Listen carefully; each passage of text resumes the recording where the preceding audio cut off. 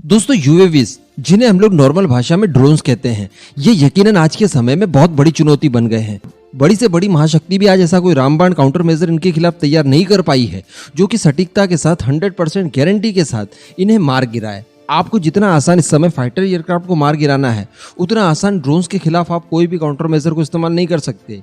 और ये बहुत बड़ी बात है। इसी वजह से आप लोग देख रहे होंगे कि जो नए नए युद्ध होते जा रहे हैं उनके अंदर ड्रोन्स का इस्तेमाल बड़े पैमाने पर किया जा रहा है। दुनिया के मैक्सिमम देश इन ड्रोन्स के प्रति खास अट्रैक्ट भी हो रहे हैं। कहने का मतलब इस समय की अगर बात की जाए तो ये जीत की गारंटी माने जा रहे हैं। रशिया यूक्रेन के वॉर में भी हमने देखा कि यूक्रेन द्वारा इस्तेमाल किए जा रहे टर्किश ड्रोन्स ने बहुत जबरदस्त प्रदर्शन किया। उन्हें मार जरूर गिराया गया, लेकिन वो मार गिराए जाने से पहले इतनी भयंकर तबाही मचा चुके थे कि इसका अंदाजा नहीं लगाया जा सकता। मॉस्कोवा जो था उसे भी एक ड्रोन ने बताया जा रहा है कि शूट डाउन किया था। तो कहने का मतलब इनका रिजल्ट बड़ा ही जबरदस्त है, इनकी परफॉर्मेंस जबरदस्त है।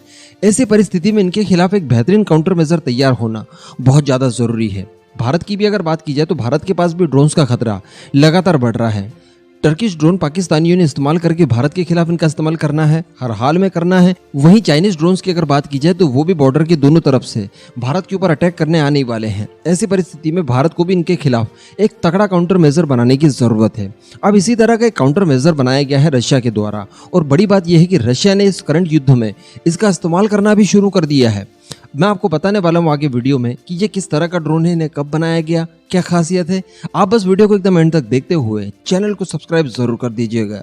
दोस्तों बताया जा रहा है कि यूक्रेन द्वारा इस्तेमाल किए जाने वाले कई तरह के नए हथियार और खासकर ड्रोन्स के खिलाफ रशिया ने अपने हाई एनर्जी लेजर वेपन का इस्तेमाल शुरू कर दिया है। और बड़ी बात यह है कि यह भी बहुत बड़े पैमाने पर नहीं बनाया गया है, यानी इनका जो इस्तेमाल किया जा रहा है वो इनके प्रोटोटाइप ही है। ये एकदम बनने की कगार पर है, लेकिन वहीं इनकी इतनी जरूरत आन पड़ी कि इनके प्रोटोटाइप वगैरह को ही इस युद्ध में इस्तेमाल किया जाने लगा है। बताया जा रहा है कि रूस के इस नए लेजर वेपन का नाम है पेरेसवेट, और आज से कुछ साल पहले व्लादिमीर पुतिन ने पेरेसवेट का जिक्र भी किया था। दरअसल कुछ ही सालों पहले व्लादिमीर पुतिन ने कॉन्फ्रेंस के दौरान अपने नए नए हथियारों को लॉन्च किया था, जिसमें से सरमट मिसाइल भी एक थी और साथ ही एक लेजर वेपन था जिसका नाम था पेरेसवेट, और कुछ हाइपरसोनिक मिसाइल्स वगैरह थी। तो बाकी की सारी मिसाइलें वगैरह तो ऑपरेशनल हो चुकी है, रशिया ने इनके टेस्ट वगैरह कर दिए हैं। हाइपरसोनिक मिसाइल्स के इस्तेमाल तो इस युद्ध में पहले से ही हो रहा है। तो बताया जा रहा है कि अब इस लेजर वेपन का इस्तेमाल भी इस युद्ध के दौरान होने लगा है।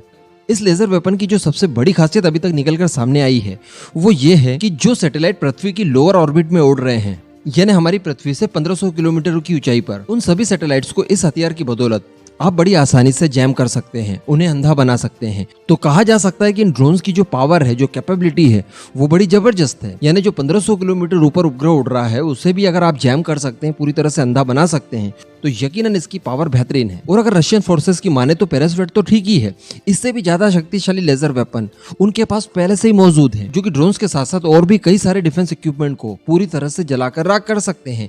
यानी हार्ड किल कैपेबिलिटी वाले लेजर वेपन भी रशियन फोर्सेस के पास मौजूद है। इसी के साथ साथ रूस की तरफ से यह भी बताया गया है कि जो उनका लेजर वेपन है उसने अपने परीक्षण के दौरान 5 किलोमीटर दूर उड़ रहे एक ड्रोन को केवल 5 सेकंड्स में न्यूट्रलाइज कर दिया था।